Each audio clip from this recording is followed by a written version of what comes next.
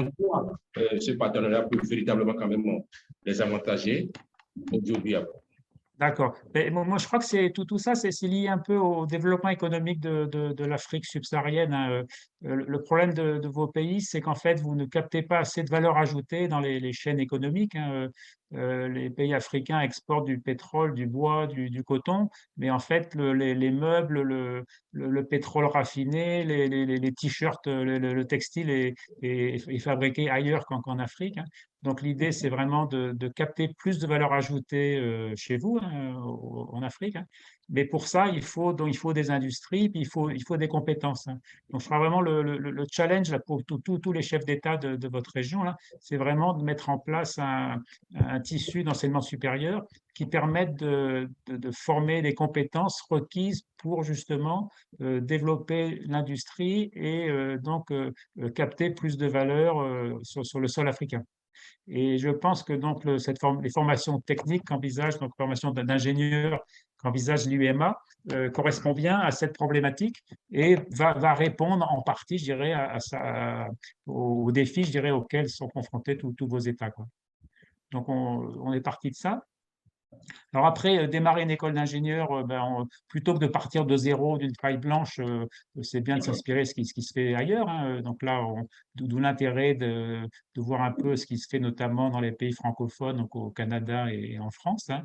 Et on a réfléchi que le président Edouard Quinto a un schéma un peu hybride où les étudiants pourraient commencer à Cotonou, hein, et après finir leur parcours soit au Maghreb, soit en France, soit au Canada, hein. Donc c'est un peu ça le schéma, hein, d'offrir non seulement des études pertinentes avec les besoins futurs en compétences des employeurs africains, hein, donc filière scientifique, tout en offrant aussi une ouverture internationale qui est indispensable parce que maintenant, vous savez, on vit dans un monde globalisé, donc c'est indispensable d'être sensibilisé aux différences culturelles et donc notamment de voir un parcours éducatif à cheval sur 2 voire 3 pays.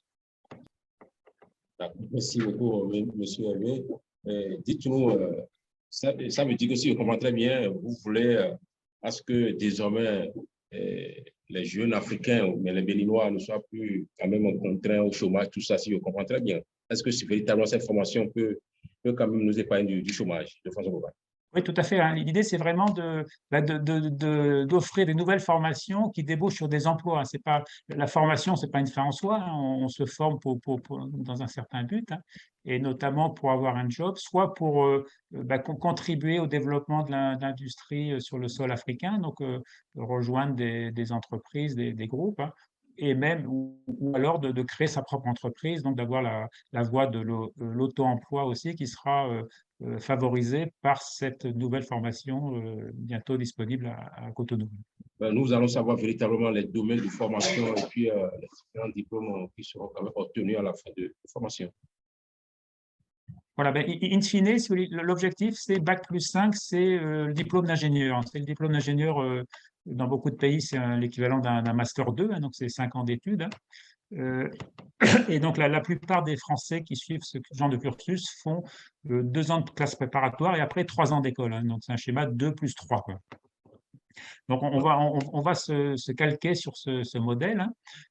Sauf que nous, on aura éventuellement 2 plus 1 plus 2, comme je l'ai dit, donc avec la troisième année, par exemple, au Maroc ou en Tunisie, hein. Donc ça, c'est l'idée, hein. Donc on est vraiment sur cet objectif filière licence master, donc filière ingénieur scientifique. C'est ça l'objectif. D'accord. Merci beaucoup. Merci beaucoup, monsieur Hervé. Je suis vraiment ravi quand même de vous entendre et faire tout ce développement-là. Et soit quand même de permettre à nos auditeurs ou bien téléspectateurs, à tous nos amis futurs étudiants, aussi les parents d'élèves d'ici, de mieux cerner véritablement à quoi ces formations vont servir d'ici là. Et aussi véritablement ce que ces étudiants vont obtenir comme diplôme à la fin.